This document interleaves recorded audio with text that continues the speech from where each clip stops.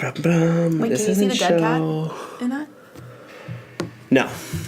Really? No. Dead cat referring to the microphone for reverb, not the actual. There's no dead cat that's actually there. We'll start it with that. Hello and welcome to the CFL podcast episode number 18. Is it? Yeah. Yeah, there was if you look at the channels, there was a few numbers that were skipped because there was they weren't numbered, but the videos were. It might be 16 or 17. No, last time was 17, this time's 18. They go incongruent. Some of them aren't numbered on the thing, so it seems like you lose them, but they're not. If you guys hear any music or sounds, that's Albert, Jess, a couple other people weightlifting outside. This is Saturday. We normally shoot it on Sunday, afternoon, and then I upload it in the evening. But Grace and I will be at the aerobic capacity seminar tomorrow on Sunday. Same with Vince. Vince is going as well. So the three of us, we're going to go. We're going to learn about aerobic capacity. We're going to make you run more when we come back. I was going to say then we'll bring some of that knowledge back to the classes to make some cool cardio workouts for Thursday. I don't think it'll be a running week. Yep. But if you're in my class, it's a running week. Yeah. I'm just going to change it up. Okay, but we'll give an inside look at that aerobic capacity, and by inside look, we're not actually going to bring this and film inside it. I mean, we'll just probably talk about it. That's not legal. Next Sunday. It probably would be if we got their permission first. No, because that would be like putting their seminar on. Yeah, depending on how we chopped it up. I don't think so. You're probably right. Okay, so here's what we got going on for today's episode. What we're going to do is a lot of people have been writing some comments. A lot of people. I mean, hundreds of people. It's been sifting insane. Through comments. Stop. Slow it down. You guys are going crazy. Just joking. Not that many comments. But we do have a few, and we want to just kind of go through them. We'll start at the top of the list, even though I know some of you guys are like, what? I commented a while ago, and now you're doing this? We'll get to it. Sorry. Be nice to them. I am nice to them. Okay. Is that voice isn't nice to them? That voice isn't nice. Okay. I know some of you guys are like, what, Matt? We commented earlier. You're not going to address them? And I'll be like, you guys rock. And yeah, I am going to address them. That's better, right? That's way nicer. Okay. I should have had you read the comments. Do you want to read them? Yeah. Okay. So we'll just start at the top, and we'll kind of make our way down to the few, only the ones that are relevant there. I don't know. You have to clear your throat to it. I literally had to clear my throat. Oh, you did? Oh, okay. I thought you I made it more dramatic than it needed to be, but I had to clear my throat. Right on.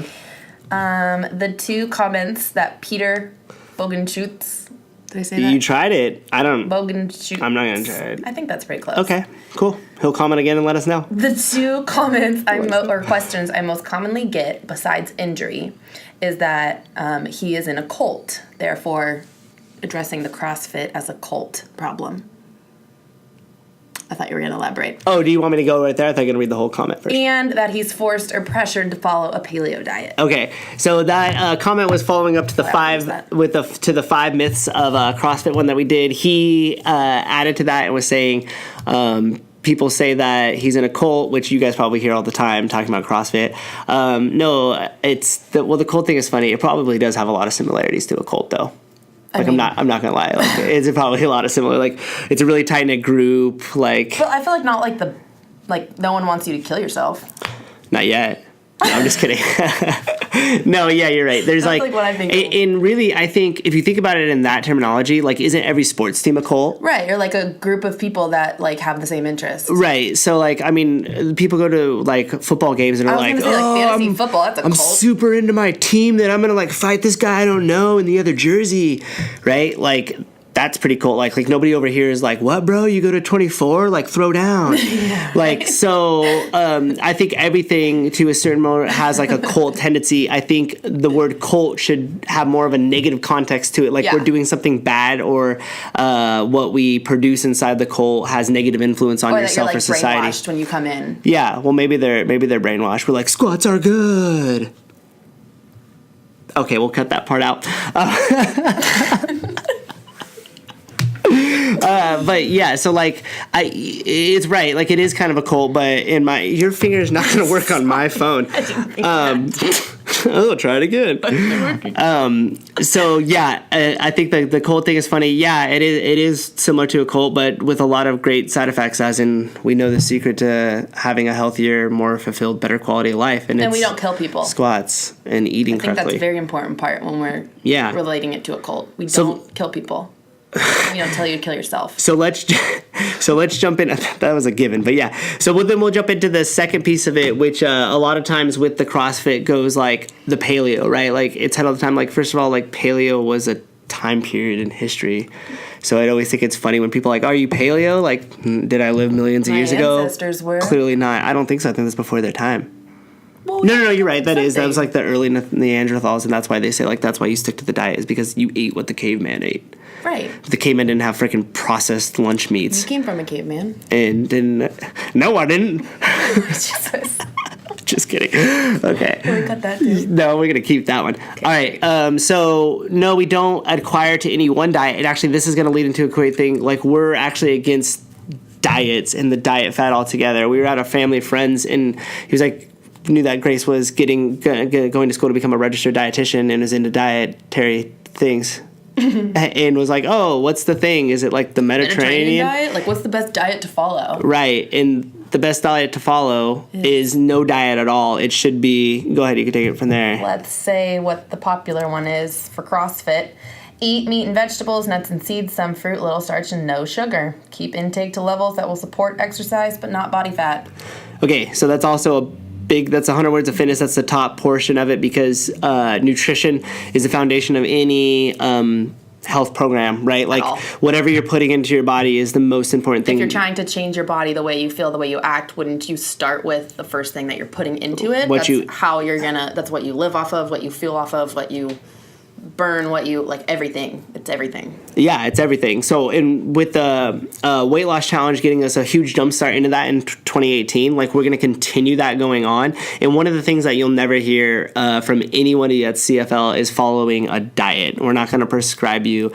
I called it Atkinson's last time, but it's Atkins diet, or like, or the whole entire like fad to the macros, so I can eat whatever I want because it fits my macros. That's like, a huge problem. Yeah, it's not calories in, calorie out. Like if you intake garbage, if you eat like shit, like you're gonna perform terrible. Yeah, so and you can't all the like sugar-free, like non-fat, whatever things that people are like pouring on like sugar-free syrup and stuff on the top of their food to like fit their macros. Like terrible. What are you putting into your body? Like I understand that maybe aesthetically that's gonna help you maybe look a certain way, but that's not gonna help your body function a certain way, and that's not gonna help your health in any way. Yeah. So our whole approach to it is eat meat and vegetables, nuts and seeds, some fruit, little starch, and no sugar. I mean, that's the diet. Eat whole foods. Right? That's the big Not big secret. Whole foods, that's expensive.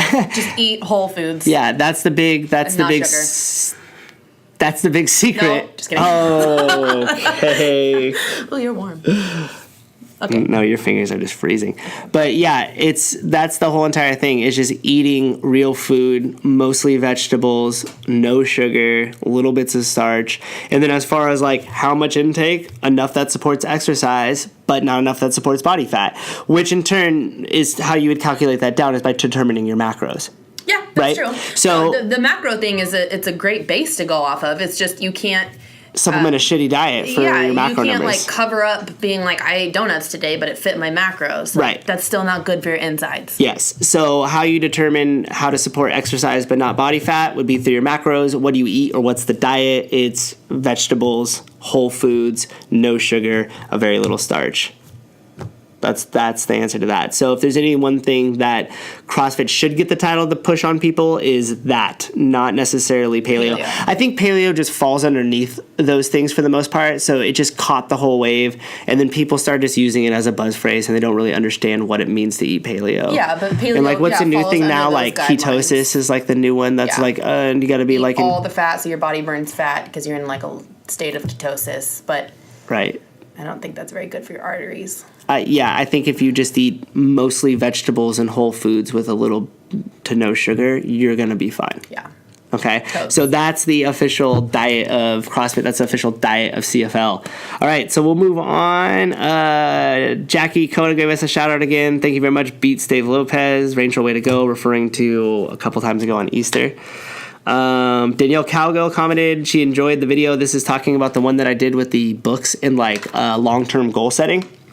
And then her comment, or it was more of like elaborating. It wasn't really like a question, but it was just like, do you have examples of how you implemented this process? For example, how do you determine what small piece that you could maintain daily?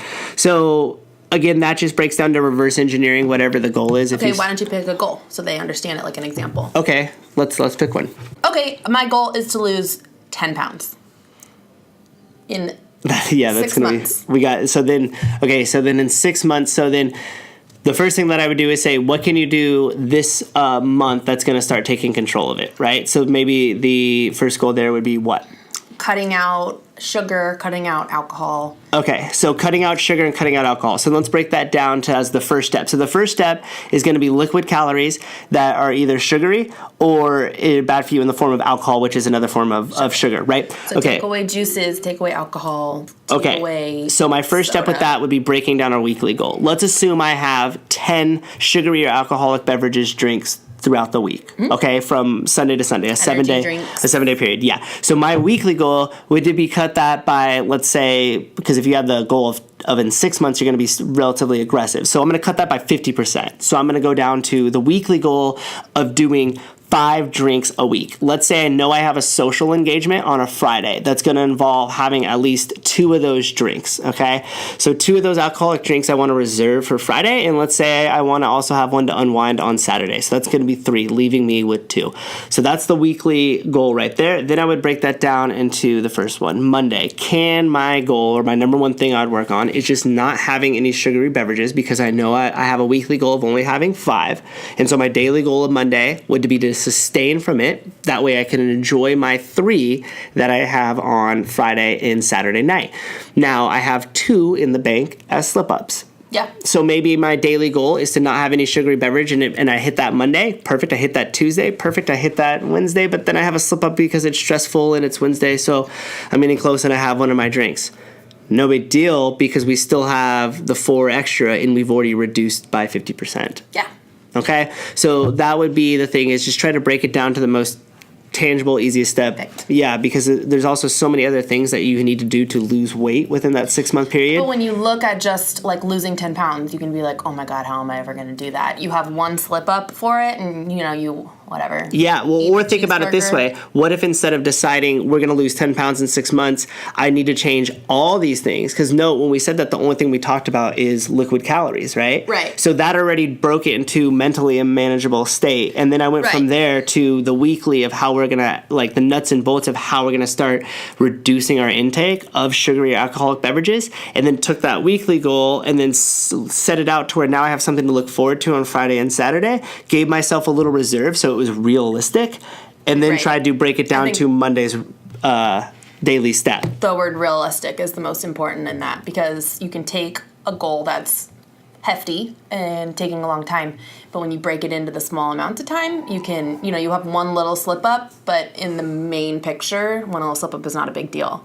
But you can focus on having less slip ups throughout the day, throughout the week. Yeah, and note too, with that would actually be the best advice to give somebody that was trying to lose 10 pounds in 6 months, which would be cutting out the liquid diet. So we essentially broke down the first step of a 6-month, 10+ pound weight loss. Eating vegetables. Right, well, hold on. So that would be my weekly goal. And then the second weekly goal, then maybe we attack food, right? I still don't remember it. Or what we're eating. No, I'm not. I didn't say for you to repeat that. Don't repeat that. Then I didn't hear it again. But I was just saying that then that way now you can move on to something else once you attack your first goal and you've broken down into your one step. Yeah. Yeah. So that would be the best. That would be the best way to do that.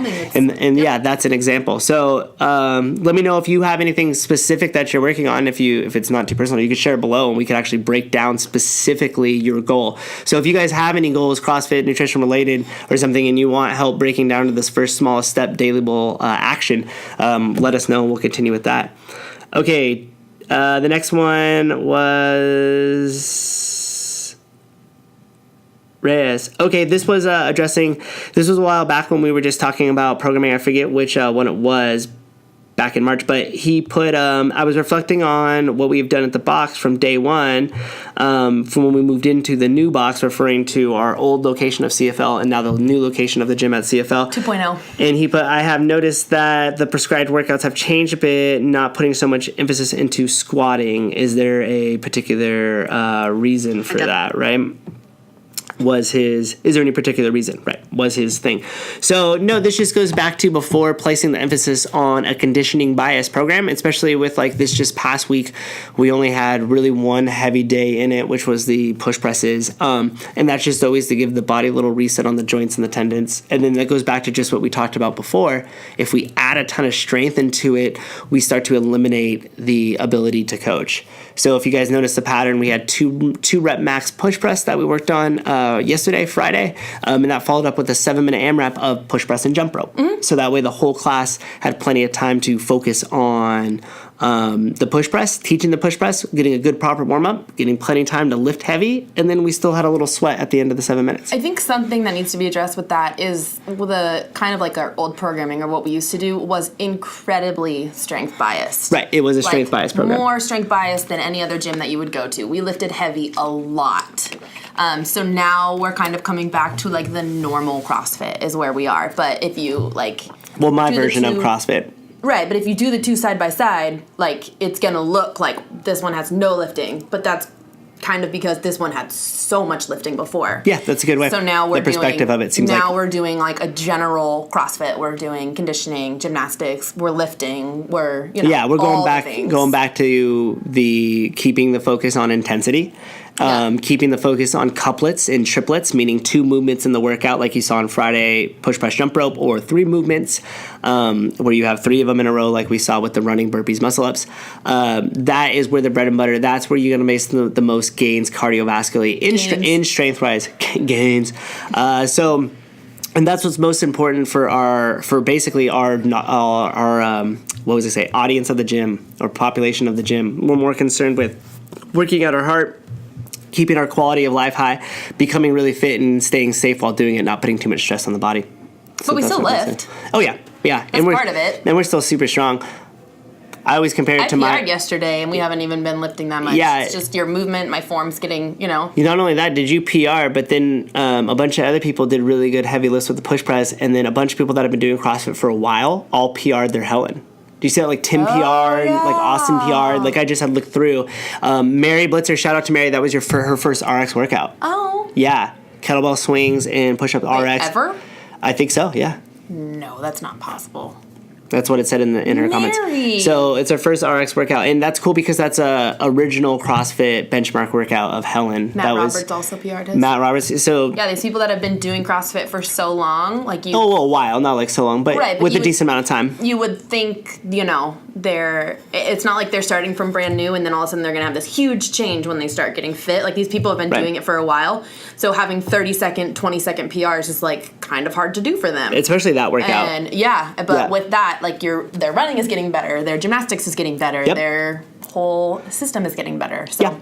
And so that's pretty cool. It's cool. And then also too, we did like the 5 rep max back squat. A bunch of people were getting heavier back squats. So it obviously hasn't affected the strength. Some of you guys that were really into the strength program, followed it to a T, are always looking back and going, my strength numbers are lower. Well, that's because that's what we were specializing in. So if you go back to specializing in that, your strength will come back up. But we just want to specialize in all around being good at fitness, not just being biased in one area towards being really strong, but not having any play with gymnastics or a lot of engine-based stuff. There has been a lot of cry for the interval weight training to come back.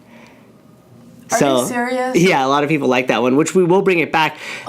We just have to figure a slightly different. I think we do it like every 7 minutes. I don't know. I'll ask Doug about it. We'll figure out a way how to do it with like a larger population of the gym. When we were doing it a lot, we didn't run over or flow rower. Don't be too excited. I hated those. And then it sounds like you need to do more of them. Okay, so one other thing that this will kind of lead into is virtuosity. As the conclusion of the Open happened, some of you guys may follow along with the people that are going regionals. Maybe they're not, but there's some recent controversy involving one CrossFit Games athlete that has been multiple times. She's extremely talented, but the problem was when she submitted her video on YouTube publicly, it was very obvious that she didn't reach the handstand push-up standard of getting her feet over the line, which some could argue is the standard. So even though you have the acclimates or the resume of being a games athlete, you didn't meet that standard at that given time. That was the controversy is coming because CrossFit said, even though you didn't meet the standard, we know you have the capacity. You have the capacity to do it. So that was the kind of the uproar of it. Right. But because other athletes, another male athlete, withdrew from the games or withdrew from the Open, relinquishing his spot to regionals to the games, even though he was clearly going to make it, because he knew he wasn't meeting the standard. And everybody knows, like, Jacob Hettner could easily have dominated in that workout. Probably the best capacity in, I'm going to say, like, in the world. Yeah, like, well, yeah, I mean, you could argue that. Like, you could definitely argue that. Yeah. He's definitely one of the best athletes in the world, undoubtedly.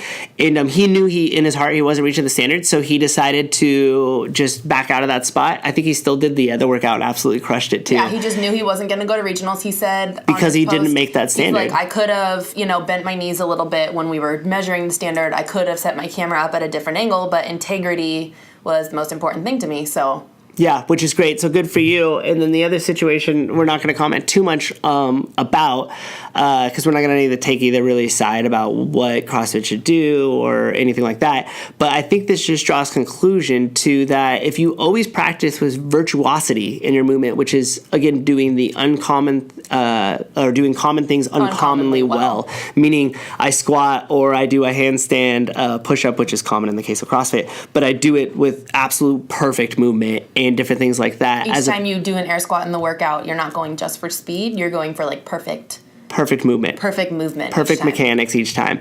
And then slowly allowing that speed to build, which some people will take the shortcut version of maybe taking a few shortcuts on the movement, maybe not doing it 100% to their ability, and then calling it good enough for the faster time. Rather than taking a step back, nailing in the movement the way it should be done, and then doing it the right way, and then building up that capacity over time.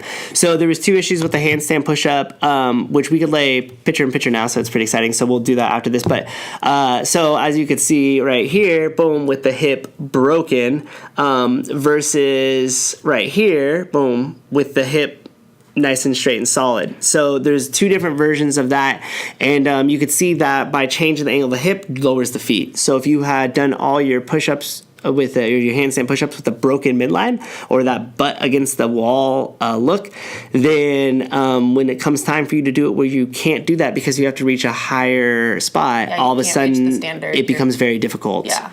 And all along of virtuosity, which is practiced in the movement, doing it to the absolute best it could possibly be done, you wouldn't have had an issue with it. So practice virtuosity. Don't take short-term results for long-term sacrifice. Screwed that up. No, you were trying to go with that. I was gonna say don't take short-term, like a short-term comfort. Short-term discomfort equals long-term result. No, but it doesn't equal a long-term result. Yeah, right. It's like delay gratification. Don't go right after the fastest time today, but go after the best movement today, and then the long-term result of that will be the fastest time with the best movement. That nailed it in, didn't it? Mm-hmm. That worked. I'm still just trying to think of it. That's okay. All right. Anything you would like to... Oh, the second thing, the other comment was a while back, Angie, who nearly escaped the flood in Kauai. Hopefully you guys are now enjoying your time there and it's not flooded. But she had commented, why do I always give like a... Isn't it like a short-term sacrifice for a long-term goal? Is that what it is? That's it. That is what it is. Good job. That's what we were going for. Good job. Thanks. You got it. Okay. Nailed it. Okay. Back to Angie. Yes. So she had asked, why do I walk around during the workouts when everybody's suffering and kind of like give this like weird smile or evilish look? The reason, number 1, is I enjoy human suffering. Number 2... That's like creepy. Come on. I know, right? Like in workouts. But number 2 is when I develop these ideas or the stimulus in my mind and you hope to hit that over a broad audience, meaning somebody who's not super fast in like for the Jessicas of the gym, right? Like in everything in between, when everybody hits that stimulus and gets that same effect, I am very satisfied because the workout was written well and elegantly. One of my also favorite things is for people to look at it on the website and go, why are we even doing this? This looks super easy. And then absolutely get crushed when they come in. That's my favorite thing, like elegance and simplicity in the workout that just delivers a super potent stimulus. Every time you read a workout awesome. And you don't think it's going to be bad, it's always the worst. The worst. Yeah. All right, cool. We're going to wrap this thing up. Yeah. Land the plane. It's Matt Bidge always say.